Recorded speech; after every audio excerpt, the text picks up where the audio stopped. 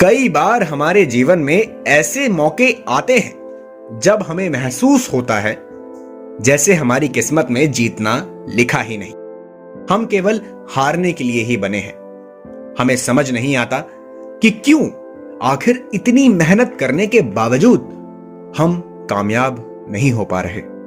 हमें समझ नहीं आता कि क्यों चारों ओर हाथ पैर मारने के बावजूद हम सफल नहीं हो पा रहे। दुनिया में दो प्रकार के लोग होते हैं। पहले वो जो जी जान से मेहनत करते हैं पर फिर भी दुर्भाग्यवश सफल नहीं हो पाते, और दूसरे वो जो सफल होना तो दूर मेहनत तक नहीं कर पाते।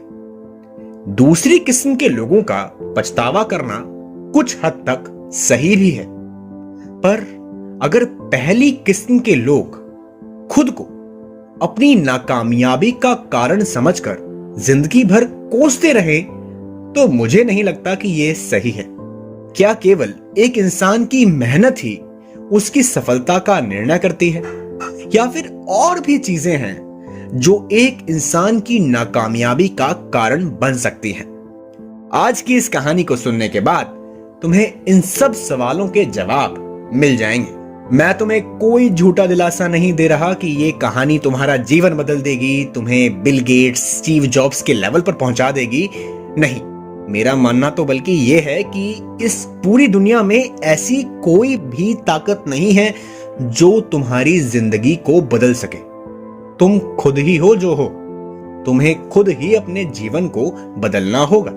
हाँ, पर मैं ये जरूर कह रहा हूं कि इस कहानी को सुनने के बाद तुम्हें इस सवाल का जवाब जरूर मिल जाएगा कि तुम्हारी असफलता के लिए केवल तुम ही जिम्मेदार हो, या फिर तुम्हारी सिचुएशंस ही ऐसी हैं कि तुम सफलता के पथ पर आगे नहीं बढ़ पा रहे। तो चलिए समय ना बर्बाद करते हुए शुरू करते हैं। मैं हूं यश पाठक और आप देख रहे हैं द सीक्रेट रेबल।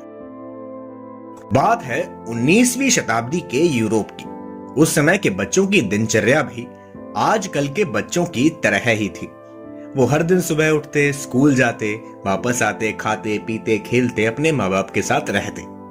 पर आज जिस लड़के के बारे में हम बात करने जा रहे हैं वो अपनी उम्र के बच्चों से काफी अलग था। उसके अंदर जिज्ञासा कूट कूट कर भरी थी। वो अपने आसपास की हर चीज के बारे में जान लेना चाहता था। जब टीचर्स क्लास में पढ़ा रहे होते थे तब या तो वो सवाल पूछ पूछ कर उनकी नाक में दम कर देता था, या फिर किसी दिन क्लास के किसी कोने में बैठकर खिड़की से बाहर ना जाने क्या निहारता रहता था। जब सारे बच्चे रिसेस में बाहर खेल रहे होते, कूद रहे होते, तब एक यही होता था जो दूर किसी पेड़ के नीचे बैठकर अपनी बांबी में खाना ले जाती चींटी को एकटक देखता रहता। जिस उम्र में बच्चे नए नए दोस्त बनाते हैं उस उम्र में इसके केवल दो ही दोस्त थे। पहला इसका खुद का अकेलापन, दूसरा इसकी मां। ये बच्चा बाहर जैसा भी हो हर दिन घर आकर अपनी मां को अपने दिन के बारे में सब कुछ बताता था। एक दिन ऐसे ही वो लड़का दौड़ता हुआ अपने घर आता है और घर आते ही जोरों से अपनी मां का नाम पुकारने लगता है। जैसे ही वो अपनी मां को देखता है वो झट से जाकर उनकी गोद में बैठ जाता है और उनके गाल को चूमते हुए कहता है, मां मां, आपको पता है आज स्कूल में क्या हुआ? उसकी मां उसके सिर पर हाथ फेरते हुए कहती है, नहीं मेरे लाल, मुझे कैसे मालूम होगा तुम्हारे स्कूल में क्या हुआ, बताओ। तब लड़का कहता है, मां, आज टीचर ने ना मुझे आपको देने के लिए एक चिट्ठी दी है, पता नहीं क्या लिखा है, जल्दी पढ़कर बताओ ना। तब मां अपने बेटे के हाथ से चिट्ठी लेकर उसे पढ़ना शुरू करती हैं। पढ़ते पढ़ते मां की आंखें नम हो जाती हैं। लड़कों की ये खासियत होती है कि वो कुछ भी सहन कर सकते हैं सिवाय अपनी मां की आंख में आंसू देखने के। लड़का घबरा कर पूछता है, मां मां क्या हुआ, आप रो क्यों रहे हो? मां अपनी बेटी की बात सुनकर चिट्ठी को फोल्ड करके एक संदूक में रख देती है और अपने बेटे को अपने गले से लगाकर उसके सर पर हाथ फेरते हुए कहती है, बेटा तुम्हें मालूम है इस चिट्ठी में क्या लिखा है? लड़का कहता है, नहीं मां, लेकिन मुझे पता है इन्होंने कुछ गलत लिखा होगा। बताओ क्या लिखा है, कल मैं जाकर अपनी टीचर की शिकायत अपने प्रिंसिपल से करूंगा। मां कहती है, नहीं बेटा, इस चिट्ठी में लिखा है कि तुम बहुत समझदार हो, तुम्हारा दिमाग तुम्हारी क्लास के बच्चों से काफी आगे का है, तुम अपनी उम्र से काफी आगे हो। तुम्हारी प्रिंसिपल कह रही है कि तुम्हारी क्षमताएं अपनी उम्र से काफी आगे की हैं। लड़का इस बात को सुनकर फूला नहीं समाता और खुशी से नाचने लगता है।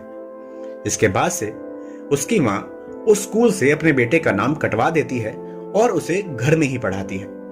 बच्चे की उम्र बढ़ती है और बड़े होकर वो एक बहुत बड़ा वैज्ञानिक बन जाता है। बढ़ती उम्र के साथ जल्द ही उसकी मां की मृत्यु हो जाती है। एक दिन जब वो लड़का अपनी मां के सामान को देख रहा था, तभी उसे वो संदूक मिलता है जिसमें उसकी मां ने उस चिट्ठी को रख दिया था जो कि वो स्कूल से लाया था। वो संदूक को खोलता है और उस चिट्ठी को बाहर निकालता है। उसे याद आता है कि कैसे उसकी टीचर ने ये चिट्ठी उसे दी थी जिसके अंदर इसके स्कूल ने उसकी तारीफ की थी। वो चिट्ठी को बाहर निकालकर उसे पढ़ने लगता है, पर ना जाने क्यों जैसे ही वो चिट्ठी को पढ़ना शुरू करता है उसका दिल बैठ जाता है। उसकी आंखें नम हो जाती हैं, उसके हाथ कांपने लगते हैं। आखिर क्या लिखा था ऐसा उस चिट्ठी के अंदर? उस चिट्ठी में लिखा था कि मैम, आपका बेटा एक पागल है। वे हमारे स्कूल में पढ़ने वाले बच्चों के लिए एक खतरा साबित हो सकता है। हम ऐसे बच्चों को अपने स्कूल में नहीं रख सकते। कल आकर कृपया करके इसका सस्पेंशन लेटर कलेक्ट कर लें। इस चिट्ठी को पढ़ने के बाद वो लड़का अपने आंसुओं को रोक नहीं पाता और फूट फूट कर बहुत रोता है। क्या आपको समझ में आया ये कहानी किसकी थी? अगर समझ में आ गया है तो अभी कमेंट कर दीजिए। ये कहानी थी बल्ब के आविष्कारक वैज्ञानिक थॉमस एल्वा एडिसन की। हाँ, वही थॉमस एल्वा एडिसन जिनके नाम पर 1093 पेटेंट्स हैं। वही थॉमस एल्वा एडिसन जो कि अगर ना होते तो शायद आज भी हम अंधेरी रातों में जी रहे होते। वही थॉमस एल्वा एडिसन जो शायद ना रहे होते तो आज भी हमारी दुनिया 200 साल पीछे होती। पर क्यों? एक ऐसा बच्चा जिसे स्कूल से पागल कहकर निकाल दिया गया, वो जिंदगी में सफलताओं की इतनी बड़ी ऊंचाई को छू सका। क्या वो बच्चा बचपन से ही खास था या फिर उसकी मां ने उसे कोई और जड़ी बूटी पिला दी? नहीं, बच्चा तो बचपन से ही खास था, गलत तो उसकी जगह थी। कई बार ऐसा हमारे साथ भी होता है। हम मेहनत तो खूब करते हैं, हमारे अंदर पोटेंशियल भी होता है, पर दिक्कत होती है हमारी सिचुएशंस के साथ। हमारे आसपास के लोग हम पर विश्वास नहीं करते और इसी वजह से हम खुद में भी विश्वास खो देते हैं। अगर एडिसन उस स्कूल में रहे होते तो शायद ही हमें कभी बल्ब मिल पाता। इसीलिए देखो अपने चारों ओर, कहीं तुम भी तो ऐसी ही सिचुएशन में फंसे नहीं हुए हो। कहीं तुम्हारी असफलता का कारण तुम ना होकर बल्कि तुम्हारे सर्कमस्टेंसेस हो। चलिए आज की वीडियो को यहीं पर खत्म करते हैं। काफी लोगों ने मुझसे मेरी फेवरेट बुक्स के बारे में पूछा था। हालांकि मैं एक नया नवेला रीडर हूं, पर जिन बुक्स ने मेरी लाइफ को काफी चेंज किया है उन सब के लिंक्स मैंने डिस्क्रिप्शन में दे दिए हैं। आप उन्हें वहां से पढ़ सकते हैं, खरीद सकते हैं। तो चलिए अब विदा लेते हैं। अगर आज की ये वीडियो आपको अच्छी लगी हो तो इस वीडियो को लाइक करके हमारे चैनल को सब्सक्राइब करना बिल्कुल मत भूलना। और ऐसी ही नई नई जानकारियां पाते रहने के लिए आप हमें इंस्टाग्राम पर भी फॉलो कर सकते हैं। अगर आपको ऐसे ही किसी मुद्दे पर वीडियो चाहिए तो कमेंट सेक्शन में ज़रूर बता दीजिएगा।